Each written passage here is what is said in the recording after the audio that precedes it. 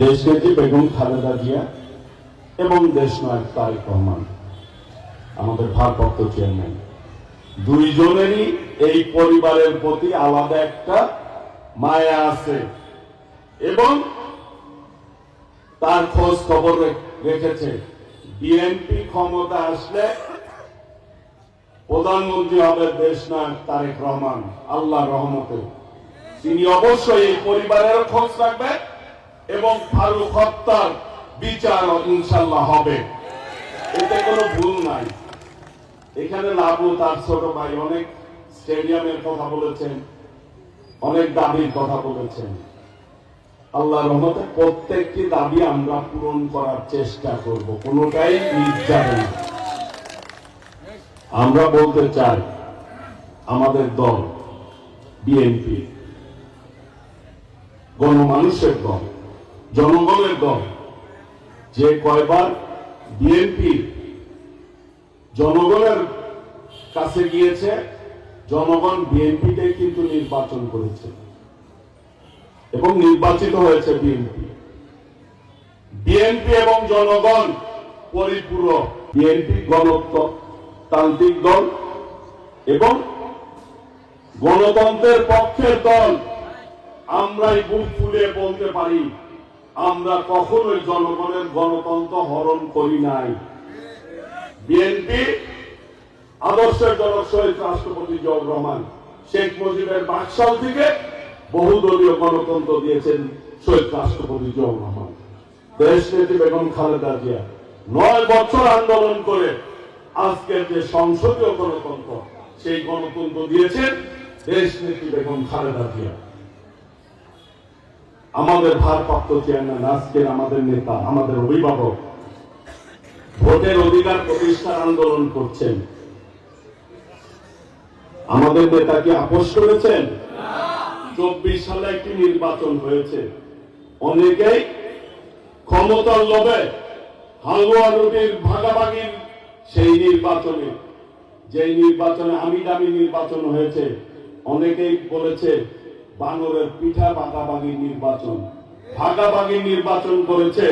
সেই নির্বাচনে কিন্তু জনগণ ভোট দেয় নাই, ভোট দিয়েছে দেশনায়ক তারেক রহমানকে। অনেকভাবেই অফার করা হয়েছিল। আমাদের রাজ্জাক সাহেব, সাবেক মন্ত্রী, তিনি বলেছেন বিএনপি কে বলা হয়েছিল নির্বাচনে যদি আসে তাহলে বিএনপি নেতা কর্মীদেরকে গ্রেফতার করা হবে না এবং এই রকম নির্যাতনও ভোগ করতে হবে না। কিন্তু আমাদের নেতা দেশনায়ক তারেক রহমান জনগণের কথা চিন্তা করে, জনগণের অধিকারের কথা চিন্তা করে ওই ফ্যাসিস্ট হাসিনার সাথে কোনো আপোষ করে নাই।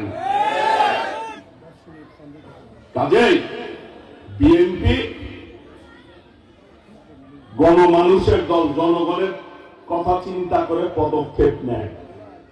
জনগণও বিএনপির সাথে সবসময় থেকেছে, ভবিষ্যতেও থাকবে।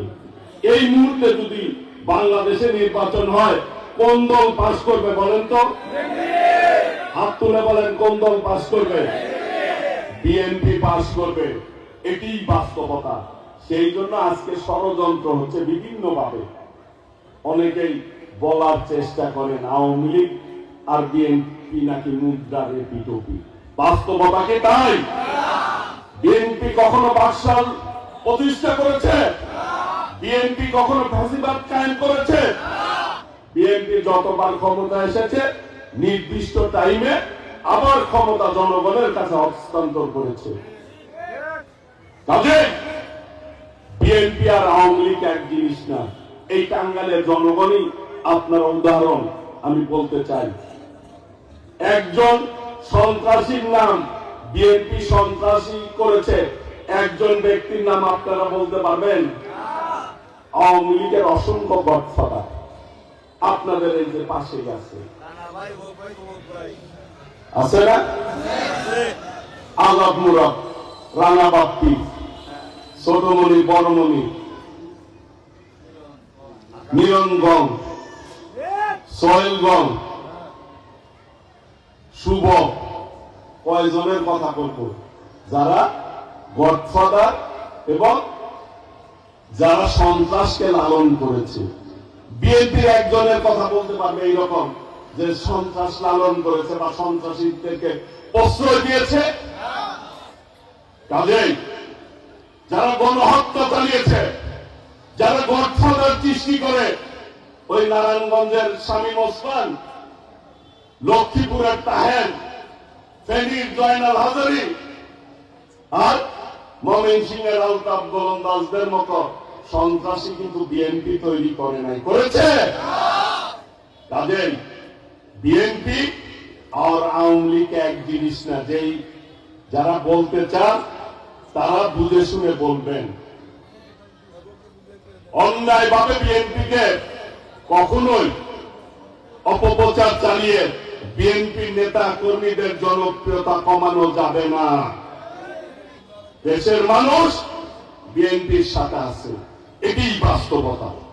কাজেই আমাদের বিরুদ্ধে ষড়যন্ত্র হবে, চক্রান্ত হবে। আজকে ভারতে বসে আজকে একজন ষড়যন্ত্র করছে, ফ্যাসিস্ট হাসিনা, যিনি ভারতে পালিয়ে গিয়েছেন। আমাদের এক বক্তা বলেছে, হাসিনার পররাষ্ট্রমন্ত্রী বলেছিল ভারত আর বাংলাদেশ স্বামী স্ত্রীর সম্পর্ক। প্রিয় ভাইয়েরা, স্বামী আর স্ত্রীর যে সম্পর্ক, এই সম্পর্ক কি সবার সাথে হয়? সবার সাথে হয়? কাজেই এই সম্পর্কের কথা যারা চিন্তা করে তারা অবৈধ সম্পর্কের কথা চিন্তা করে। তারা অবৈধভাবে বাংলাদেশকে তাদের কাছে বিক্রি করতে চেয়েছে। কাজে আমরা বলতে চাই, যারা গণহত্যা চালিয়েছে, যারা আলেম ওলামাদেরকে হত্যা করেছে, প্রত্যেকটি বিচার বাংলাদেশের মাটিতে আল্লাহর রহমতে হবে।